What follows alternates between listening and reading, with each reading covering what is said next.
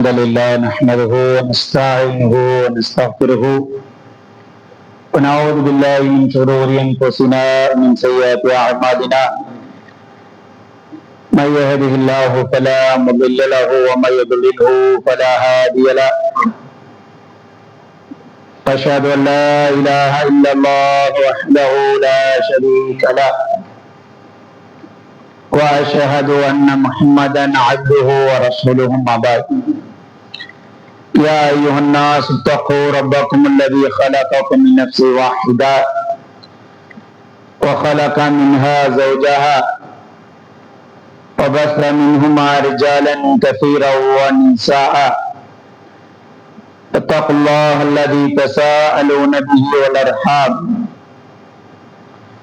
إن الله كان عليكم رقيبا يا أيها الذين آمنوا اتقوا الله حق تقاته ولا تموتن إلا وأنتم مسلمون يا أيها الذين آمنوا اتقوا الله وقولوا قولا سديدا يصلح لكم أعمالكم ويغفر لكم ذنوبكم ومن يطع الله ورسوله فقد فاز فوزا عظيما اللهم أرنا الحق حقا وارزقنا اتباعه وأرنا الباطل باطلا وارزقنا اجتنابه. அன்பிற்குரிய அல்லாஹ்வுடைய நல்லடியார்களே, அல்லாஹ் சுப்ஹானஹு வ தஆலா அல் குர்ஆனில் பல இடங்களில் அல்லாஹ் சுப்ஹானஹு வ தஆலா சொல்லும்போது, இந்த உலகத்தை நீனுக்காக நாம் படைக்கவில்லை என்று அல்லாஹ் சொல்கிறார். மூமின்கள் அப்படி சொல்லுவார்கள் என்றும் அல்லாஹ் சொல்லுகிறான். ரப்பனா மா கலக்த ஹாதா பாத்திலா, எங்களுடைய இறைவா, எங்களுடைய ரப்பே, எந்த ஒன்றையும் வானத்திலும் சரி பூமியிலும் சரி எங்களிலும் சரி எங்கள் அல்லாத ஜின்களிலும் சரி மலக்குகளிலும் சரி எந்த ஒன்றையும் நீ வீணுக்காக படைக்கவில்லை என்று ஒரு மூமினுடைய பிரார்த்தனை இருக்கும் என்பதாக அல்லாஹ் சுப்ஹானஹு வ தஆலா சூரத்துல் ஆல் இம்ரானுடைய கடைசி பகுதிகளில் நமக்கு எல்லாம் சொல்லிட்டாங்க. அப்ப எந்த ஒன்றை அல்லாஹ் செய்தாலும் அதில் ஒரு நியாயம் நீதி என்பது நிச்சயமா இருக்கும். தீனுக்காக எந்த ஒன்றையும் அல்லாஹ் உலகத்துல நடத்துவது இல்லை என்ற மனோநிலை நம்ம எல்லாருக்கும் இருக்க வேண்டும். இன்னைக்கு ஒரு இடங்கள்லயும் நாம் பார்க்கிறோம், ஒவ்வொரு நாடுகள்லையும் பார்க்கிறோம், சில சீற்றங்கள் உருவாகி இருப்பதை நாம் பார்க்கிறோம். பொதுவாக மக்கள் இயற்கையின் சீற்றம், அந்த காரணம் இந்த காரணம் என்று பல காரணங்களை சொல்லி என்ன செய்வாங்க, அப்படியே தட்டிக்கிட்டு போவாங்க. ஆனா நாம அது அல்லாஹ்வுடைய நாட்டம் என்று என்ன செய்யறோம், நாம் எல்லாரும் நம்பக்கூடியவர்களாக நாம் இருக்கணும். ஒரு முஃமின் அதை நம்பி ஆக வேண்டும், அல்லாஹ் தான் செய்யறான் அப்படின்னு. அதே நேரத்துல இது ஏன் அல்லாஹ் செய்கிறான் என்பதையும் ஒரு முஃமின் என்ன செய்யணும், தன்னுடைய வாழ்க்கையில் அதை சிந்திக்க வேண்டும். அல்லாஹ் எங்கோ நடத்துகிறான், ஏதோ ஒரு நாட்டுல அழிவுகளை நடத்துகிறான் என்று சொன்னால் அதை நாம் கண்டுகொள்ளாமல் இருப்பதற்கு அல்ல. ஒரு மூமினா இருக்கிற நாம அது என்ன செய்யணும், ஏன் இப்படி நடக்குது அப்படிங்கறத யோசிக்கணும். ஏன் அல்லாஹ் இதை நடத்துகிறான் என்பதை யோசிக்க வேண்டும். குர்ஆன் இதற்கு என்ன பதில் சொல்லுகிறது என்பதை யோசிக்க வேண்டும். இது நம்முடைய வாழ்க்கையிலும் நம்முடைய பகுதிகளிலும் நடக்காமல் இருக்க வேண்டும் என்றால் அதுக்கு நாம் என்ன செய்ய வேண்டும் என்பதை யோசிக்க வேண்டும். இந்த பாடங்களை எல்லாம் என்ன செய்யணும், ஒரு மூமின் படிக்க வேண்டும். இதோ இடங்கள்ல சீற்றம் ஏற்படுவதனால கண்டுகொள்ளாமல் இருப்பதல்ல. அல்லாஹ் குர்ஆனை சொல்லும்போது எப்படி சொல்லுகிறார்,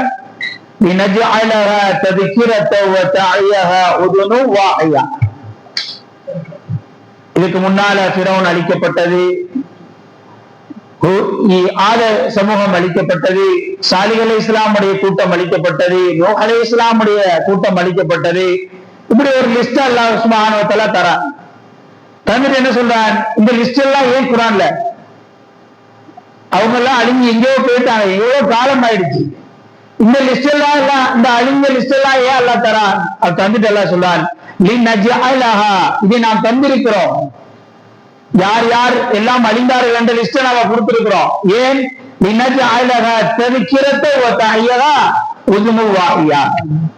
காது கொடுத்து கேட்டு இதை சிந்திக்கக்கூடியவர்களுக்கு இதில் பெரும் பெரும் பாடங்கள் இருக்கின்றன, எனவே இதை கொடுக்கிறோம் என்று அல்லாஹ் குர்ஆன் சொல்றார்.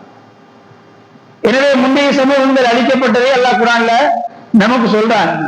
சமகாலத்தில் சில அழிவு ஏற்படு, அது ஏன் என்பதை சிந்திக்கணும். அவலா யரவுன யுஃப்தனூன் அன்னஹும் அவலா யரவுன அன்னஹும் யுஃப்தனூன ஃபீ குல்லி ஆமின் மர்ரத்தன் அவ் மர்ரத்தைன், வருடத்திற்கு ஒரு முறையோ அல்லது இருமுறையோ இப்படி பெரும் பெரும் அழிவுகள் நடக்கிறத பார்க்கிறோம். வருடத்துக்கு ஒரு முறையோ அல்லது இருமுறையோ உலகத்துல ஏதாவது ஒரு சைட்ல, ஒன்னு யூரோப்லயோ அல்லது கிழக்கு பகுதியிலேயோ மேற்கு பகுதியிலேயோ ஆப்பிரிக்க நாடுகளிலேயோ ஏதோ ஒரு பகுதியில மேலே கீழே இங்கே ஒரு இடத்துல ஒரு பெரும் அழிவு மக்களுக்கு ஏற்படுவதை பார்க்கிறோம். கொத்து கொத்தாக மரத்தை மரணிப்பதை நாம் பார்க்கிறோம். அப்ப இதை ஏன் அல்லாஹ் சொல்றான்? நீ நஜாலகா ததுக்கிரா, இதை கொண்டு நாம் ஒரு பாடத்தை என்ன செய்ய வேண்டும், பெற வேண்டும். என்ன பாடம்? இவர்கள் ஏன் அழிக்கப்படுகிறார்கள், ஏன் மக்கள் இப்படி எல்லாம் அழிக்கப்பட வேண்டும், ஏன் இப்படிப்பட்ட சம்பவங்கள் எல்லாம் நடக்கிறது, ஏன் அல்லாஹ் இதை நடத்துகிறான் என்பதை ஒரு மூமினாக இருக்கக்கூடிய என்ன செய்யணும், நாம அதை பத்தின யோசனையில் நாம் இருக்க வேண்டும். அதை பற்றி சிந்திப்பவர்களாக என்ன செய்ய வேண்டும், நாம் இருக்க வேண்டும். ஏன் அல்லாஹ் சுப்ஹானஹு வ தஆலா இதுக்கான காரணத்தை அல்லாஹ் குர்ஆன்ல என்ன சொல்லுகிறார்? இதற்கான காரணத்தை அல்லாஹ் குர்ஆனில் என்ன சொல்கிறான்? உலகத்திலே ஏற்பட்ட முதல் பேரழிவு என்ன? நூஹ் அலைஹிஸ்ஸலாமுடைய காலத்துல ஏற்பட்ட அழிவு. அதே மாதிரி ஒரு பேரழிவு உலகத்துல ஏற்பட்டது. ஏன்னா வானத்திலிருந்தும் அல்லாஹ் அழிச்சா, அவங்கள பூமியிலிருந்து என்ன செஞ்சான்? அல்லாஹ் அவர்களுக்கு பெரும் அழிவுகளை கொடுத்தான். ஏன் கொடுத்தான் அல்லாஹ் அப்படின்னு கேள்வி இருக்குல்ல. அல்லாஹ் கொடுத்தான் என்பதை படிக்கிறோம், ஆனால் ஏன் அல்லாஹ் கொடுத்தான்? நூஹ் அலைஹிஸ்ஸலாம் அவர்கள் ஏன் அப்படி ஒரு துவா அழிச்சு என்று ஒரு துவாவை ஏன் கேட்க வேண்டும்? என்ன அவசியம் வந்துச்சு அவங்களுக்கு? பொருளாதார பிரச்சனைக்கு வேண்டி கேட்டாங்களா? மக்கள் பொருளாதாரத்தில் ஹராமை செய்வதற்காண்டி கேட்டாங்களா? அல்லது ஒருத்த கேடுகள் அனுபவதற்காக வேண்டி நூஹ் அலைஹிஸ்ஸலாம் கேட்டாங்களா? இதற்காக அந்த துவாவை அவர்கள் கேட்டார்கள். இதற்காக அவர்களுக்கு அப்படி ஒரு அழிவு ஏற்பட்டது. குர்ஆன் நமக்கு அழகா சொல்லு. 72வது அத்தியாயம் சூரத்து நூஹ் படிங்க. அந்த அழிவுக்கு காரணம் அல்லாஹ்விற்கு அவர்கள் இணை வைத்ததுதான், வேற எதுவுமே இல்லை. அல்லாஹ்விற்கு அவர்கள் இணை வைத்ததே, அதுதான் மிகப்பெரிய பாவம், செஞ்ச பாவம். அப்ப அந்த பாவத்துக்காகத்தான் அந்த சமூகம் என்ன செய்யப்பட்டு அழிக்கப்பட்டது. உலகத்துல பல அழிவுகளை நீங்க சொன்னீங்க, எல்லாம் நவம்பர் டிசம்பர்ல அதிகமா அழிஞ்சிருப்பாங்க. ஏன் நவம்பர் டிசம்பர்ல தான் அல்லாஹ்வை பற்றி அதிகமாக அவதூறுகள் இந்த உலகத்தில் பரப்பப்படுவதை பார்க்கும். அக்டோபர் நவம்பர்ல எங்க பார்த்தாலும் என்னது, தர்காக்களை திறந்து வைத்து அந்த அணி அல்லாஹ்விற்கு அவலியாக்கள் இருக்கா அந்த பேர், அது ஒரு அநியாயம். டிசம்பர் மாசம் ஆயிடுச்சுன்னா அல்லாஹ்வுக்கு பிள்ளை இருக்கிறார், ஈசா அல்லாஹ்வுடைய பிள்ளை என்று சொல்ல, அது ஒரு அநியாயம். இதெல்லாம் அநியாயமா நாம பார்க்கறது இல்லை. பட் அல்லாஹ் சுப்ஹானஹு வ தஆலா என்ன சொல்றான்? இது மிகப்பெரிய அநியாயம் என்று அல்லாஹ் சொல்கிறான். يتفطرون منه تنشق الارض وتخر الجبال هدا. 19வது அத்தியாயம் சூரத்துல் மரியம்ல அல்லாஹ் சொல்றான், வானமும் பூமியும் அல்லாஹ்வுக்கு பிள்ளை என்று சொல்லுவதனால் வானமும் பூமியும் சீற்றம் பெறுவதற்கு தயாராக இருக்கிறது, அது சீர்றது அப்படிங்கிறாங்க. இதை கேட்ட உடனே அது சீருகிறது என்று அல்லாஹ் குர்ஆன்ல சொல்றான். அன்பான சகோதரர்களே, முதல் காரணத்தை நாம் புரிய வேண்டும். ஏன் இந்த அழிவுகளை சொல்லுகிறான்? அல்லாஹ்விற்கு இணை வைக்கிற மக்கள் இன்னும் அதிகரிச்சுக்கிட்டே போறாங்க, குறைஞ்ச பாடு இல்ல. அப்ப இந்த அழிவுகளுக்கு காரணம் இது ஒண்ணு. இரண்டாவது என்ன? சாலிஹ் அலைஹிஸ்ஸலாமுடைய காலத்துல அழிவுக்கு ஏற்பட்ட காரணம் என்ன? பொருளாதார மோசடி, பொருளாதாரத்தில் ஹராமை கலந்தது, மக்களுடைய பொருளாதாரத்தை ஹராமாக வாங்குவது, ஏமாற்றுவது. பொருளாதாரத்தில் இந்த நிலை அங்க இருந்துச்சு, அல்லாஹ் அதை அழிச்சான். ஒழுக்கக்கேடுகள், லூத் அலைஹிஸ்ஸலாமுடைய காலத்துல ஒழுக்கக்கேடுகள் அதிகமா இருந்துச்சு, அதை காரணம் காட்டி அல்லாஹ் அழிச்சான். இப்படி பல காரணங்கள், அல்லாஹ் அழிவை கொண்டாடுவதற்கு பல காரணங்கள் இருக்குது அல்லாஹ் சொன்னான். அல்லாஹ் சொல்ல, இது சும்மா ஏற்படவில்லை, உங்க கையினால் ஏற்படக்கூடியது. லஹரல் ஃபஸாது ஃபில் பர்ரி வல் பஹர் பிமா கஸபத் ஐதின் நாஸ். பூமியிலும் அதே போன்று கடலிலும் ஒரு குழப்பம் ஏற்படுகிறது என்றால் அது சும்மா ஏற்படுவதில்லை, உங்க கைகள் செய்த ஹராமினால் ஏற்படுகிறது, நீங்க வைக்கிற இணை வைப்பால் ஏற்படுகிறது, நீங்க செய்கின்ற பொருளாதார மோசடியால் ஏற்படுகிறது, நீங்கள் செய்கின்ற ஒழுக்க கேடுகளால் என்ன செய்ய ஏற்படுகிறது என்று அல்லாஹ் சுப்ஹானஹு வ தஆலா நமக்கு சொல்லுகிறார். எனவே ஏதோ சும்மா நடக்குது என்பது அல்ல, அல்லாஹ் சுப்ஹானஹு வ தஆலா இன்னென்ன காரணங்களை நமக்கு சொல்லித் தருகிறார். அவலா யதூபூன், அவர்கள் திரும்ப வேண்டாமா? திரும்பறதுக்கு தான் நடத்துறாங்க. அல்லாஹ் சுப்ஹானஹு வ தஆலா நுதீகன்னஹும் மினல் அஸாபில் அத்னா தூனல் அஸாபில் அக்பரி லஅல்லஹும் யர்ஜூன். மிகப்பெரிய மறுமை வேதனை அவர்களுக்கு வருவதற்கு முன்னால் உலகத்தில் சில வேதனைகளை அவர்களுக்கு நாம் வழங்கிக் கொண்டே இருப்போம். எதற்கு? லஅல்லஹும் யர்ஜூன், அவர்கள் திரும்ப வேண்டும் என்பதற்காக, அவர்கள் திரும்ப வேண்டும் என்பதற்காக, அவர்கள் திரும்ப வேண்டும் என்பதற்காக அல்லாஹ்வின் பக்கம் அவர்கள் திரும்ப வேண்டும். ஒரு அடிபட்டா திரும்ப வேண்டும், ஒரு நோயை கொடுத்தால் அதிலிருந்து அல்லாஹ்வை உணர்ந்து திரும்ப வேண்டும். ஒரு பொருளாதாரத்தில் ஒரு பெரும் அடி விழுந்தது என்றால் அதிலிருந்து என்ன செய்யணும்? அவர் யோசித்து அல்லாஹ்வின் பக்கம் என்ன செய்யணும்? திரும்ப வேண்டும். அப்ப எந்த ஒரு கஷ்டத்தையும் நஷ்டத்தையும் பிரச்சனையும் இதே போன்ற சீற்றங்களை ஏற்படுவதனுடைய பின்னணி என்ன? அவர்கள் திரும்ப வேண்டும் அல்லாஹ்வின் பக்கம், அவர்களை திரும்புவதுதான் என்னுடைய நோக்கம். மாறாக அநியாயமாக அல்லாஹ் சுப்ஹானஹு வ தஆலா இந்த காரியங்களை செய்யவில்லை. குர்ஆன் அல்லாஹ் சொல்றான், அவலாயத்துமோ, இவ்வளவு கொடுத்து அவர்கள் திரும்புவதில்லையே, அவர்கள் அல்லாஹ்வின் பக்கம் தௌபா செய்து அவர்கள் திரும்பி வருவதற்கு தயார் இல்லையே என்று அல்லாஹ் சுப்ஹானஹு வ தஆலா அல் குர்ஆன்ல ஏராளமான இடங்கள்ல இந்த செய்திகளை எல்லாம் நமக்கு சொல்றாங்க. நம்ம தனிப்பட்ட வாழ்க்கையிலும் சரி, பொது வாழ்க்கையிலும் சரி, இந்த மாதிரியான பிரச்சனைகள் சீற்றங்கள் வருவதற்கு காரணம் நாம் நிறைய பாவத்தோடு வாழ்ந்து கொண்டிருக்கிறோம். நிறைய பாவத்தோடு வாழ்ந்து கொண்டிருக்கிறோம். அந்த பாவத்தின் விளைவுதான் என்ன? வேதனைகள். அதான் நீங்க சொல்லுவாங்க, வேதனைகள் என்பது வேதனையை கடுமையாக்கும், பாவங்கள் என்பது வேதனையை கடுமையாக்கும், அல்லாஹ்வுடைய அதாபை கடமையாக்கும். பாவங்கள் அல்லாஹ்வுடைய அதாபை கடமையாக்கும், பாவ மன்னிப்பு அல்லாஹ்வுடைய வேதனையை விட்டு விலக்குவதை கடமையாக்கும் என்று சொல்லுவார்கள். அப்ப நமக்கு ஏற்படக்கூடிய வேதனையினுடைய இன்னொரு பகுதியை என்ன செய்யணும்? நாம யோசிக்கணும், ஏன் இப்படி நடக்குது? அப்ப நான் ஏதோ ஒரு தப்புல, ஒரு தவறுல, என்ன செய்யற, ஒரு பாவத்துல நான் மாட்டிக்கொண்டிருக்கிறது ஒண்ணு. என்னுடைய தாய் விஷயத்துல நான் தவறு செய்வோனா இருக்கலாம்.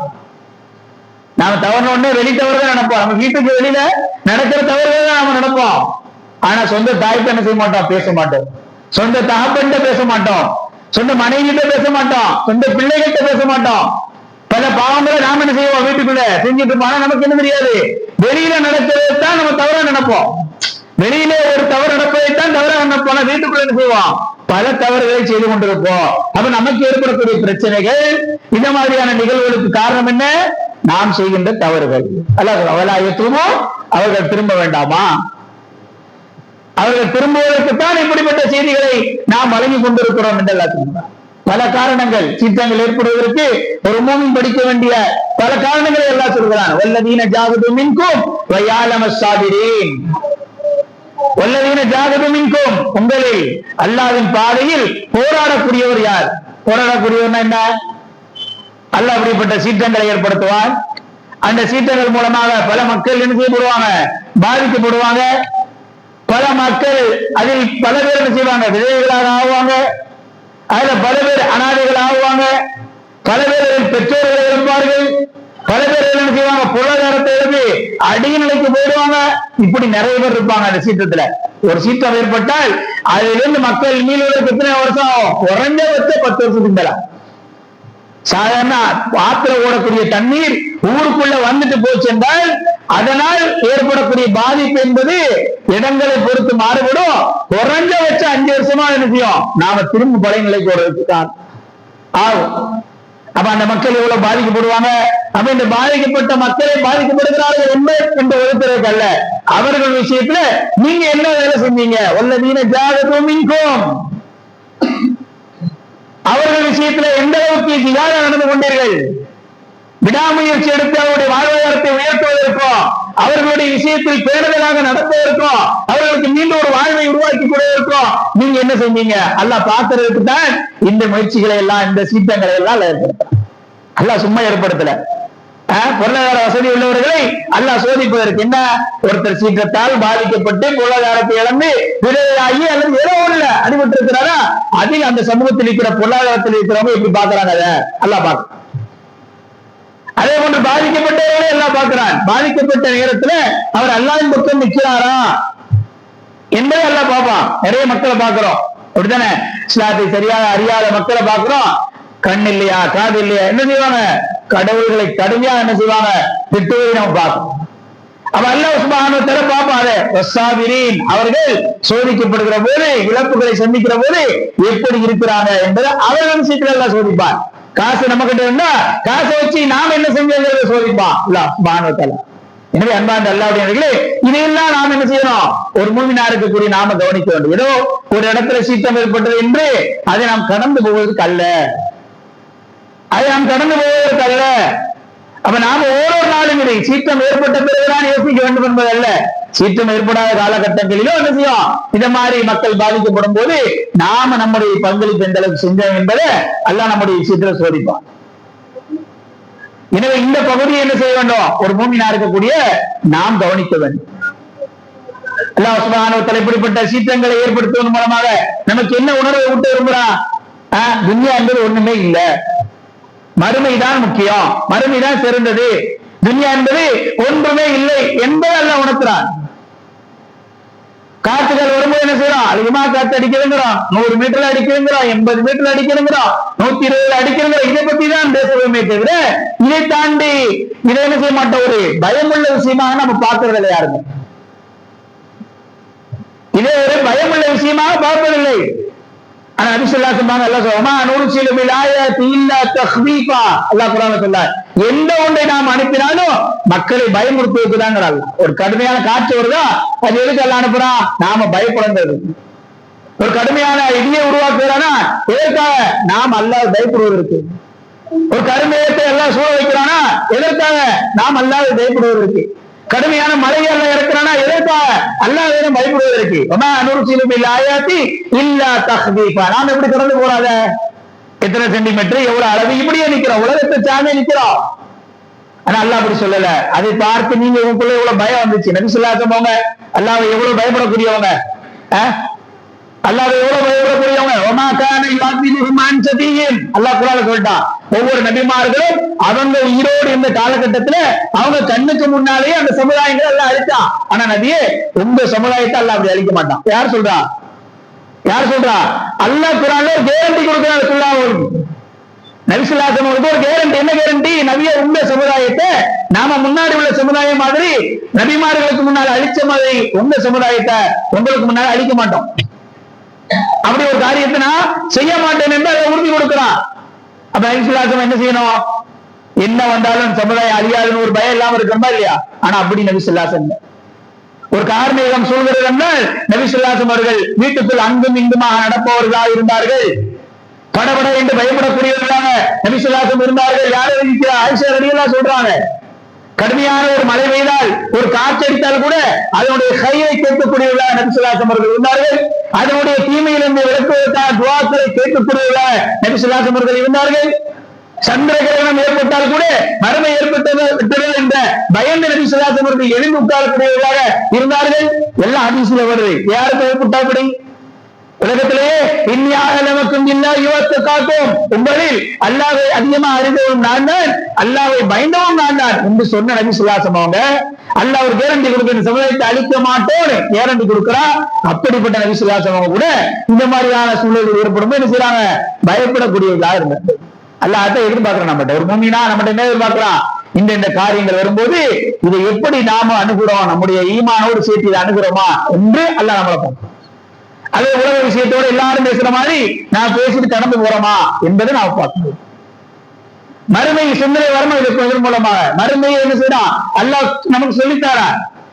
காற்று வேகமா அடிப்பது, மழை வேகமா பெய்வது, ஒரு இடத்துல அழிவு ஏற்படுவது என்பது சாதாரணமான விஷயம் அல்ல. அல்லாஹ் இது எப்படி பார்க்க சொல்றான்? இது மறுமையை பாருங்க. துன்யா என்பது ஒண்ணுமே இல்லை என்பதை கொண்டு துன்யா. நபியே அவர்களுக்கு ஒரு உதாரணம் கூறுகிறாங்க. என்ன உதாரணம்? இந்த துன்யாவிற்கு உதாரணம் எது மாதிரி? கமாஇன் அன்ஸல்னாஹு மினஸ் ஸமா, வானத்திலிருந்து ஒரு மழை பொழிகிறது, அதுதான் இந்த துன்யா. ஃபக்தலத பிஹி நபாத்துல் அர்த், அந்த தண்ணீர் பட்டு இந்த பூமியிலிருந்து பல தாவரங்கள் எல்லாம் முளைத்து வருகின்றன. அல்லாஹ் சொல்லுகிறான் ஃபஅஸ்பஹ ஹஷீமா. அதே நேரத்துல அந்த தண்ணி 2 நாள் 3 நாள் தொடர்ந்து மழை பெய்ஞ்சு அப்படியே கொஞ்சம் பூத்து வரும்போது மீண்டும் ஒரு கனமழை எல்லாம் இறக்கினால் அந்த பூ என்ன செஞ்சிடும்? அந்த செடி என்ன செஞ்சிடும்? ஒன்றும் இல்லாமல் நாசமாக போயிடும். அல்லாஹ் சொல்ல ஃபஅஸ்பஹ ஹஷீமா, அது ஒன்றும் இல்லாமல் கூலமாக மாறி விடுகிறது. அல்லாஹ் சொல்லுகிறான். இதுதான் துன்யா, இதுதான் துன்யா. துன்யா என்பது இப்படித்தான், திடீரென்று என்ன செஞ்சிடும், ஒன்றும் இல்லாமல் போயிடும். நாம இன்னும் நினைச்சிட்டு இருப்போம் அப்படித்தானே. சீற்றங்கள் ஏற்பட்ட இடங்களில் உள்ள மக்களுடைய மனநிலையை பாருங்க. சீற்றம் ஏற்படுவதற்கு முன்னால எப்படி இருந்திருக்காங்க மனநிலை? நாளைக்கு அதை செய்யணும், நாளைக்கு இதை செய்யணும், இதை கட்டணும், அதை வாங்கணும், எவ்வளவு எப்படிப்பட்ட சிந்தனைகள் அவங்க வாழ்ந்திருப்பாங்க. எவ்வளவு படிக்க வைக்கணும், அதை படிக்க வைக்கணும், பிசினஸ் அப்படி பெருக்கணும், இப்படி பெருக்கணும், எவ்வளவு துன்யாவை யோசிப்பாங்க அவங்க. ஒன்றுமே இல்லாம போயிடுச்சு 2 நாள், ஒன்றுமே இல்லாம போயிடும் 1 நாள்ல. அல்லாஹ் சொல்லலாம், இத மாதிரிதான் துன்யா, இத மாதிரிதான் இதான் துன்யா. நீங்க நினைக்கிற மாதிரி நீங்க கேட்ட உள்ளத்துல கோட்டை கட்டுற மாதிரி அல்ல. என்னைக்கு இருந்தாலும் திடீரென்று நீங்க போயிட வேண்டியதுதான். உங்களுக்கான நேரம் வரும்போது நீங்க போயிட வேண்டிய, எவ்வளவு மனசுல எவ்வளவு இயற்கை வைத்து வாழ்ந்தாலும் சரி, அதற்கான புள்ளி வருகிற போது, நேரம் வருகிற போது அல்லாஹ் அந்த கதையை செய்வான், பொங்க நடிக்கிறோம். எனவே இது மாதிரியான சூழ்நிலை வரும்போது மறுமையை அதிகமா நினைக்கிறவர்களா என்ன செய்யணும், ஒரு மூமினா இருக்கிற நாம் சிந்திக்க வேண்டும். திடீரென்று மௌத் வந்து விட்டால் நம்ம எங்க போறது? அதுக்கப்புறம் துன்யாவுக்கு வந்து நிற்க முடியாது. நாம வச்சு சம்பாதிச்சத்தை வச்சு இவங்களுக்கு கொடுங்க, அவங்களுக்கு கொடுங்க சொல்ல முடியுமா? சொல்ல முடியுமா? சொல்ல முடியாது, சொல்ல முடியாது. அது அறிஞர்கள் சொல்லுவாங்க, நீ பிறக்கும் போது அழுது கொண்டே பிறந்தாய். அப்ப எல்லாரும் உன்னை பார்த்து என்ன செஞ்சாங்க, சிரிச்சுக்கிட்டு இருந்தாங்க. நீ பிறக்கும் போது அழுது கொண்டே பிறந்தாய், உன்னை எல்லாரும் என்ன செஞ்சாங்க, பார்த்து சிரித்து கொண்டே இருந்தார்கள். ஆனா நீ மரணிக்கும் போது உன்னை பார்த்து எல்லோரும் அழுது கொண்டு இருக்கிறார்கள். நீ சிரிக்க வேண்டும் என்றால் அமலை செய்து கொள், நீ சிரிக்க வேண்டும் என்றால் அமலை செய்து கொள். அமல் மட்டும்தான் உன்னை சிரிக்க வைக்கும், வேற யாரும் சிரிக்க வைக்க மாட்டாங்க மரணத்துக்கு பிறகு. எனவே அன்பார்ந்த அல்லாஹ்வுடைய நடிகார்களே, எங்கோ சித்தம் ஏற்படுகிறது, எங்கோ பாதிப்பு ஏற்படுகிறது என்பது இல்லாமல் நாம் நம்முடைய வாழ்க்கையில கொஞ்சம் இந்த விஷயங்களை என்ன செய்யணும், மூமினா இருக்கக்கூடிய நாம இதை நம்முடைய வாழ்க்கையில் பொருத்தி பார்க்க வேண்டும். அல்லாஹ் சுப்ஹானஹு வ தஆலா இதனால் என்னென்ன காரியங்கள் நம்முடைய வாழ்க்கையில் வர வேண்டும் என்று எதிர்பார்க்கிறானோ அந்த எதிர்பார்ப்புள்ள வாழ்க்கையாக நம்முடைய வாழ்க்கையை அமைத்துக் கொள்ள வேண்டும். அல்லாஹ் தௌஃபீக் செய்வானாக.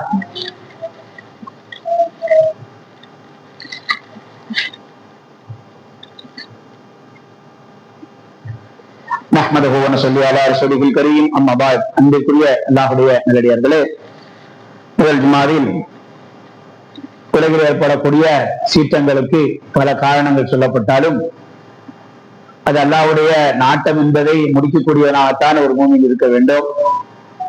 இந்த இயற்கை இந்த சீற்றங்கள் மூலமாக ஒரு மூமினாக இருக்கிற வகையில் நாம் சில பாடங்களை என்ன செய்ய வேண்டும், பெற வேண்டும் என்ற செய்திகளை நாம சில விஷயங்களை தெரிந்து கொண்டோம். அன்பான சகோதரர்களே, நபி ஸல்லல்லாஹு அலைஹி வஸல்லம் அவர்கள் எப்போதுமே இந்த மாதிரியான சீற்றங்களை விட்டு பாதுகாப்பு தேடக்கூடியவர்களாக இருந்து கொண்டே இருப்பார்கள்.